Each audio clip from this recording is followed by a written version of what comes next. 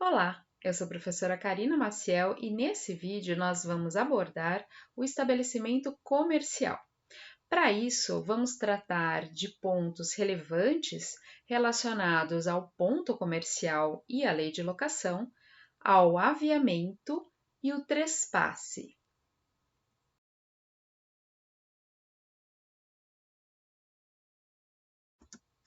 O estabelecimento comercial pode ser conceituado como conjunto de bens utilizados diretamente na exploração da atividade empresarial. Sendo assim, como conjunto de bens, é, portanto, uma unidade de direito.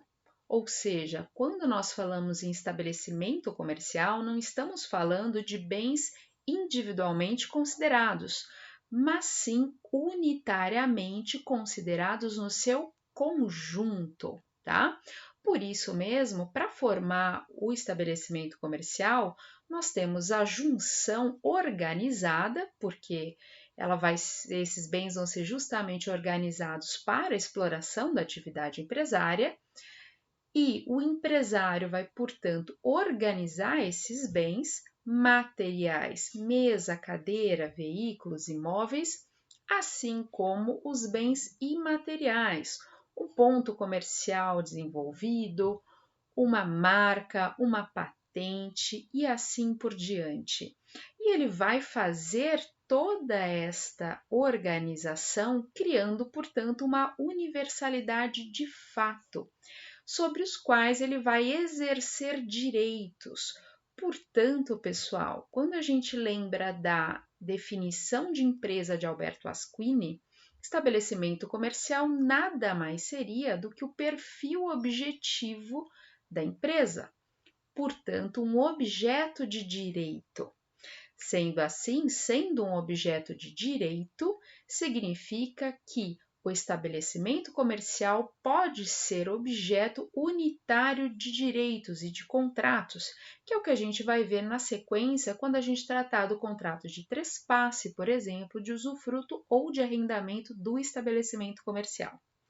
Fora isso, é importante que a gente saiba que o empresário, no exercício da sua atividade, ele pode ter um ou mais estabelecimentos. É o que a gente chama de sede e filiais.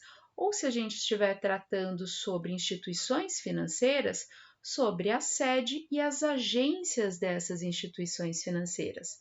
Portanto, vejam que um único empresário, seja ele um empresário individual, uma Eireli ou uma sociedade empresária, pode ter no conjunto da sua atividade vários estabelecimentos empresariais e todos eles vão ser identificados com o mesmo CNPJ, bastando aí a identificação dos últimos números para poder diferenciar um estabelecimento de outro estabelecimento. Tudo bem? Bom, para a gente falar ainda sobre estabelecimento empresarial, é importante a gente notar uma característica, que é o estabelecimento empresarial é formado exclusivamente pelos bens que compõem o desenvolvimento direto da atividade empresária. Isso significa, pessoal, que há diferença entre patrimônio da empresa e estabelecimento empresarial. Por quê? Patrimônio da empresa é composto por todos os ativos dessa empresa, sejam eles utilizados direta ou indiretamente na empresa. Então vamos imaginar, se uma empresa, né, ou seja, se uma sociedade empresária ou um empresário individual ou uma Eireli, tem em seu patrimônio dois imóveis, sendo que um deles é usufruído para locação, né?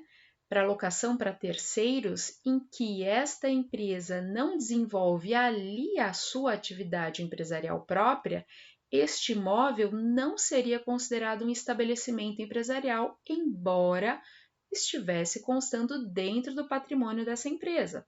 Outro exemplo, aplicações financeiras. Eventualmente, qualquer depósito investimentos em ações, ouro e assim por diante, que são utilizados muitas das vezes para justamente alavancar o capital dessa empresa, ou seja, os lucros dessa empresa. Portanto, pessoal, lembrem-se bem disso. Estabelecimento empresarial é formado única e exclusivamente pelos bens que compõem o desenvolvimento direto da atividade empresarial. Todos os demais bens que, embora estejam no patrimônio dessa empresa, dessa sociedade empresária ou desse empresário, e não sejam usados especificamente para o desenvolvimento direto da atividade, eles estarão incluídos no patrimônio desta empresa, mas não serão considerados estabelecimento.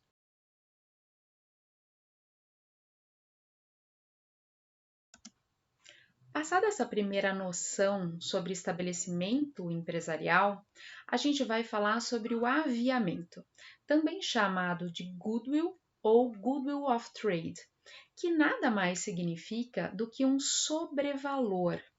Então vejam, compondo aí o estabelecimento empresarial, nós temos um conjunto de bens e sobre este conjunto de bens nós temos o aviamento.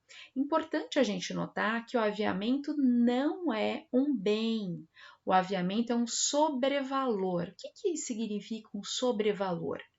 Ora, nós vimos que o estabelecimento empresarial como objeto unitário de direito, ou seja, eu não vou mais considerar uma mesa, uma cadeira, não vou considerar mais o estoque isoladamente, nem a marca isoladamente, eu vou considerar o estabelecimento como um conjunto organizado. Agora, vocês concordam que essa organização ela foi feita por alguém? Exatamente. O trabalho de organização vai gerar um sobrevalor sobre estes bens, que é justamente o aviamento, tá? O aviamento, a grosso modo, seria o pagamento pelo trabalho de organização deste empresário. Sendo assim, o conjunto de bens, quando avaliado como estabelecimento empresarial, ele vai sempre ter um valor superior do que se a gente somasse cada um dos bens que compõem este estabelecimento. Por exemplo, se a gente imaginar que um estabelecimento comercial entre bens e contratos valesse R$ 800.000, provavelmente o valor real do estabelecimento comercial seria aí em torno de R$ 2 milhões. Por quê? Porque tem todo o trabalho de organização, né? Quem vai comprar um estabelecimento empresarial, ele vai comprar a facilidade de já ter um estabelecimento organizado, funcionando, rendendo.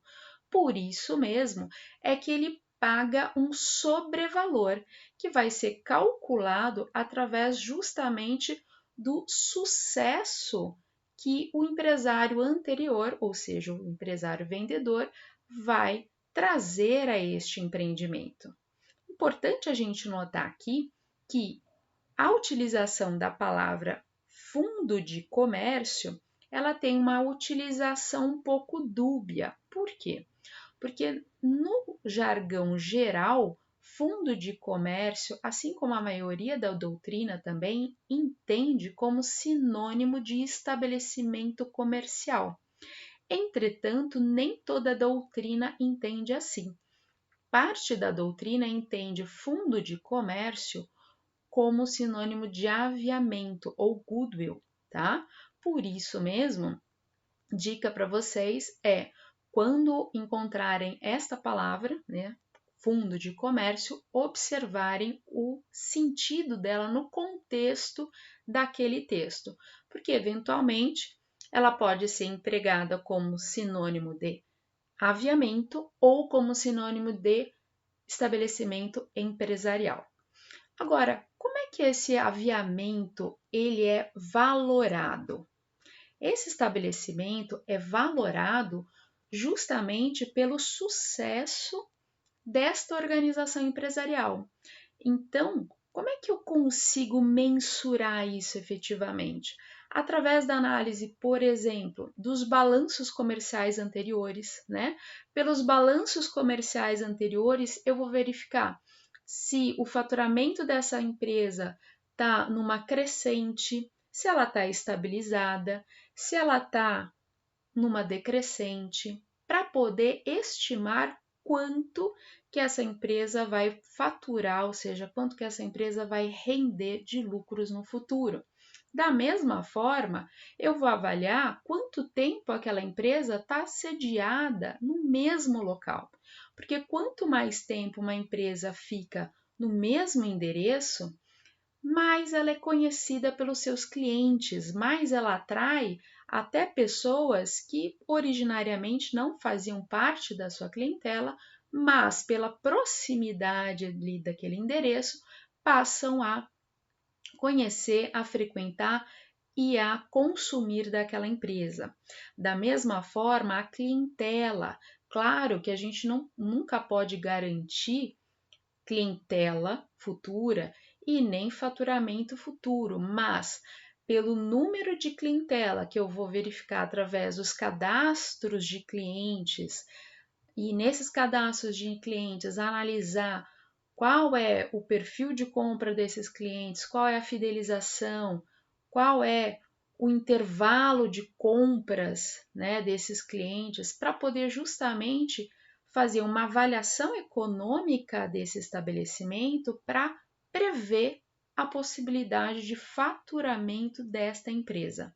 Então, com base em todos esses elementos, é que a gente faz a avaliação econômica da empresa, que vai servir de base para a inserção do aviamento, para a inserção desse sobrevalor, que nada mais é o pagamento, grosso modo, do trabalho desse empresário em organizar essa empresa e entregar uma empresa funcionando, ou seja, um estabelecimento funcionando, rendendo já lucros para um outro empresário explorar.